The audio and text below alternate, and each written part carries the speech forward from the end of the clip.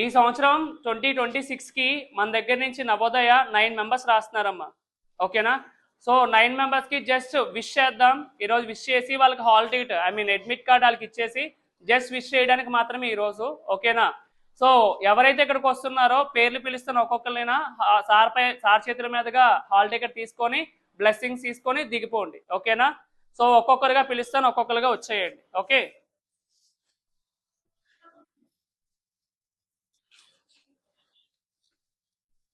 First Lalit Chandra, please come.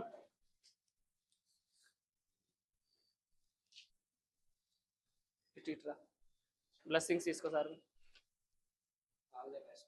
Blessings తీసుకో. Next Navneet.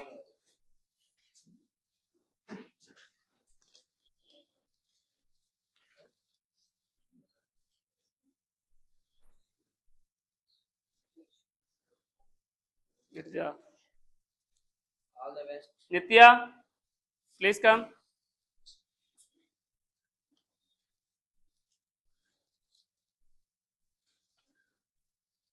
Revanth.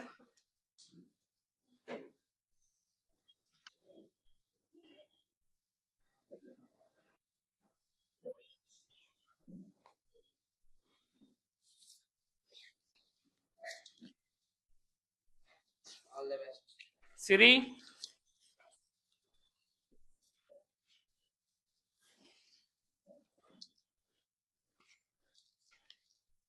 తాపస్ తీసుకో. Next Ajay. Praneeth. Next Akshay. ఇట్రారా. ఓకేనా? All the best. నెక్స్ట్ దాకెత్తునా. అరే నాకు వద్దులే. All the best. Next Bhaskar. అయిపోయిందా? బిందు, ఆల్ ద బెస్ట్. బాగా రాయాలి ఎగ్జామ్. ఓకేనా? నాకు వద్దులే. ఓకే ఆప్రా. ఓకేనా? నెక్స్ట్ ఇప్పుడు ఈ 9 మెంబర్స్ రాస్తున్నారు కదా ఎగ్జామ్. 9 మెంబర్స్ చాలా జాగ్రత్తగా రాయాలి. సార్ 2-3 పాయింట్స్ చెప్తారు వాళ్ళకి ఎలా రాయాలి ఏంటండి. ఓకేనా? 2 పాయింట్స్. నవోదయ ఎగ్జామ్ రాసిన వాళ్ళందరికీ ఆల్ ది బెస్ట్. సో కంగారు పడకండి. మనం 10 టాపిక్ చెప్పుకున్నాం కదా, ఆ 10 టాపిక్స్ మీదే మనకు వస్తుంది. ఈచ్ 1 టాపిక్లో 4 క్వశ్చన్స్ ఉంటాయి, అలాగే 40 questions. Each one 1.2 marks and total marks is 50. Only reasoning. Non వర్బల్లో 50% మనకి నవోదయలో ఉంటుంది. కాబట్టి 10 టాపిక్స్ మెయిన్ ఇంపార్టెంట్. సో అది బాగా చక్కగా చేయండి. కంగారు పడకండి, కన్ఫ్యూజ్ అవ్వకండి. నిదానం టైం చాలా ఎక్కువ ఉంటుంది. 2 అవర్స్ చాలా ఎనఫ్ 80 క్వశ్చన్స్కి. కాబట్టి కంగారు అస్సలు పడగలరు. కంగారు పడకుండా నిదానంగా చేయండి. సో నాన్ వర్బల్ అంతా ఎలిమినేషన్ ప్రాసెస్గా చేయండి. So elimination process is the best process of the Navodaya. So ఎవరు మాత్రం ఎలిమినేషన్ ప్రాసెస్గా చేస్తారో అవుట్ ఆఫ్ 50 ఖచ్చితంగా వస్తారు నవోదయ. సో అందుకు కంగారు పడకుండా నిదానంగా చేయండి. ఓకేనా? All the best. మా అందరూ ఎగ్జామ్ రాసేటప్పుడు మీరు తీసుకోవాల్సిన ఫస్ట్ థింగ్ ఏంటంటే బబులింగ్ చాలా నీట్గా చేయాలి. అర్థమవుతుందా? బబులింగ్ అనేది లైన్కి అవుట్ ఆఫ్ రాకుండా, సెంటర్లో గ్యాప్ రాకుండా నీట్గా కంప్లీట్ బబులింగ్ వచ్చినట్టు పెట్టండి. నెక్స్ట్ బబులింగ్ ఒకటే లైన్లో 2-3 వచ్చినట్టు చేయకండి. 2-3 వచ్చినట్టు చేయకుండా ఒకే లైన్లో సింగిల్ చూసుకోండి. లేకుండా పేపరు ఒకసారి క్రాస్ చెక్ చేయండి. మీరు ఏ లైన్ అయినా వదిలేశారేమో, ఏ లైన్లోనైనా ఎక్కడైనా జంప్ చేశారేమో. అర్థమవుతుందా? క్వశ్చన్ పేపర్ బాగా చదువుకోండి. క్వశ్చన్ పేపర్ చదవకుండా మీరు పెట్టేశారంటే వృధా అయిపోతుంది. క్వశ్చన్ పేపర్ నీట్గా చదువుకోండి. క్వశ్చన్ పేపర్ చదవకుండా మనలో చాలా మంది పెట్టేస్తున్నారు. ఒకవేళ మీకు చదవడం రాకపోయింది అనుకోండి, అందులో పర్సెంటేజ్ ఇస్తున్నాడా, హెచ్సిఎఫ్ ఇస్తున్నాడా, ఎల్సిఎం ఇస్తున్నాడా, ఏరియన్ పారామీటర్ అంటున్నాడు, ఏ క్వశ్చన్ ఇస్తున్నాడు అంటే క్లియర్గా చూడండి ఫస్ట్. దాని తర్వాత ఇంగ్లీష్లో వెళ్ళినప్పుడు కూడా ఆ క్వశ్చన్ ఫస్ట్ మీరు చదవండి. దాని తర్వాత సెంటెన్స్కి పారాగ్రాఫ్కి వెళ్ళండి.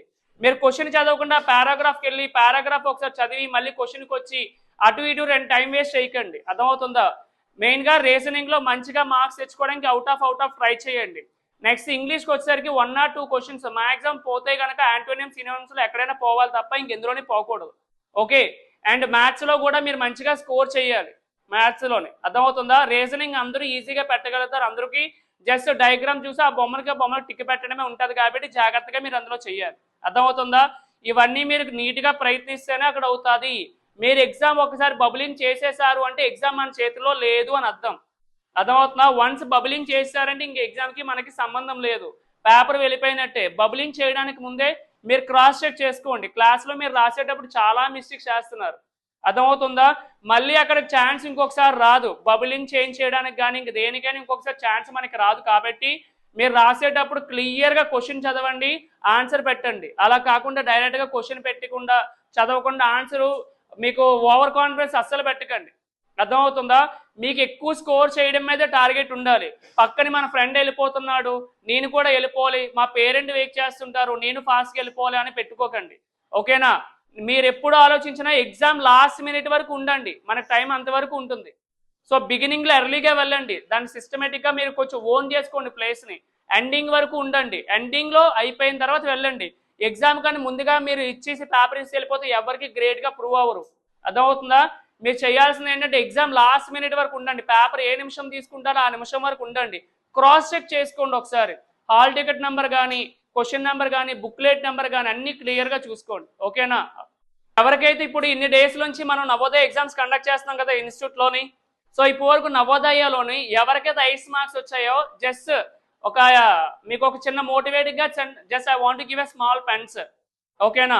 మీకు పెన్స్ ఇస్తున్నాను, మోటివేషన్ అనమాట, మీరు కూడా చెయ్యాలి అని. ఇక్కడ హైస్ట్ మార్క్స్ వచ్చినోడు ఒకటే చేసినోడు కాదమ్మా. హైస్ట్ మార్క్స్ వచ్చినోడు కొంచెం ఫాస్ట్గా అర్థమైంది, కొంచెం లో మార్క్స్ వచ్చేవాడికి కొంచెం స్లోగా అర్థమవుతుంది అని అర్థం. అంతే తప్ప లోవర్ స్టూడెంట్స్ అందరూ కామనే. కాకపోతే క్వశ్చన్ అర్థం చేసుకునే విధానం మీద, దాని మీద ప్రాక్టీస్ చేసే విధానం మీద బేస్ అయ్యి ఉంటుంది తప్ప లోవర్ స్టూడెంట్ హయ్యర్ స్టూడెంట్ అనేవాడు ఉండడు. అందుకే నేను కూడా ఇక్కడ కంపారిజన్ చెయ్యం. అర్థమవుతుందా? సో ఎక్కువ మార్కుల ఎగ్జామ్ పేపర్ బాగా చదివాడు వచ్చేది అంతే, అంతకుమించి మనకి ఏమి వచ్చేలేదు అక్కడ. అర్థమవుతుందా? మీరు కూడా మెంటల్గా సాయికి ఎక్కువ వచ్చాయనో, సిరికి ఎక్కువ వచ్చాయనో, భాస్కర్కి ఎక్కువ వచ్చాయనో, ఇంకొకరు తక్కువ వచ్చాయని మీరు పెట్టుకోవద్దు. అర్థమవుతుందా? మీ కాన్సన్ట్రేషన్ అర్థమైందా? సో మీరు ఎగ్జామ్ రాస్తున్నారంటే ఫోకస్డ్గా దాని మీద పెట్టండి. ఓకేనా? సో ఇప్పుడు 85 దాటి వచ్చిన వాళ్ళకి జస్ట్ స్మాల్ గిఫ్ట్స్. ఓకేనా? 85 ఎవరు క్రాస్ అయ్యాయి? Raise your hands. అవి కాదండి. సో 85 క్రాస్ అయిన వాళ్ళకి ఫస్ట్ 90 వచ్చిన వాళ్ళు దించేసాయండి. 85 to 90 బిట్వీన్ ఎంతమంది? 85 to 19, 90, 85 to 90 దించే. కీర్తనకం big claps to her.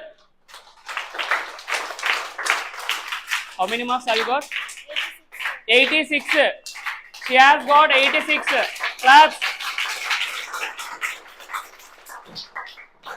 Next, Siri. ఎన్ని మార్క్స్ వచ్చాయి? క్లాప్స్. ఫోటో తీ అరవింద్, అలాగే ఫోటో.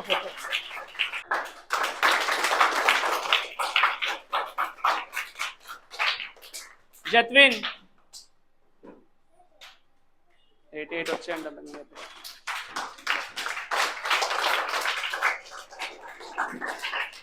భాస్కర్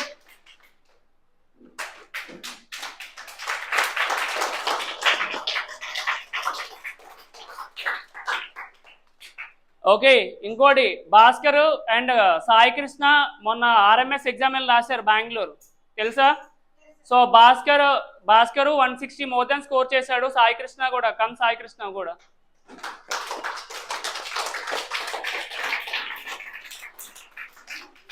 భాస్కర్ ఇంకా కొంచెం బాగా చేద్దాం అనుకుంటున్నాడు. ఓకేనా? ఇంకొంచెం మంచిగా క్లాప్స్ కొట్టండి భాస్కర్కి.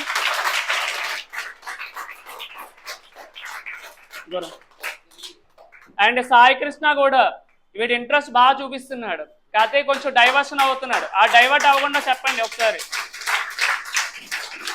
నెక్స్ట్ అండ్ సాయికి అండ్ 4th క్లాస్లో మనకి 4th క్లాస్ ఎగ్జామ్స్లో అర్థమవుతుందా అంటే 5th క్లాస్ స్టూడెంట్కి ఉన్న మైండ్ సెట్కి 5th క్లాస్ స్టూడెంట్కి ఉండే మెచ్యూరిటీ లెవెల్స్కి 4th క్లాస్ వచ్చే మెచ్యూరిటీ లెవెల్స్ కొంచెం డిఫరెంట్గా ఉంటాయి. అర్థమవుతుందా? కానీ 4th క్లాస్లో మన సాయికి 2 times వరుసగా మోర్ దెన్ 90 వచ్చాయి. First time 95, and second time 98.75. Sir photo తీసి అటు చూడదా, అర్థమవుతుందా? సో 98.75 అంటే 4th క్లాస్లో అన్ని మార్క్స్ స్కోర్ కన్సిస్టెంట్గా వస్తుంది అంటే ఫర్దర్గా 5th క్లాస్కి వచ్చేసరికి సీట్స్ అనేవి మంచిగా వస్తాయి. అర్థమవుతుందా? సో మీరు కూడా అలానే మార్క్స్ స్కోర్ చేయాలి. అర్థమవుతుందా? ఒకరు ఎక్కువ ఒకరు తక్కువ కాదమ్మా, మార్క్స్ స్కోర్ చేస్తే మీకు చిన్న మోటివేషన్ అంతే. అర్థమవుతుందా? జస్ట్ ఇక్కడ స్మాల్ ఎప్రిషియేషన్. అర్థమవుతుందా? సో అందరూ ప్రాక్టీస్ బాగా చేస్తున్నారు, మీరు కూడా బాగా చేయాలి ఇంకొంచెం. అర్థమవుతుందా? Big claps to all. ఆపేసి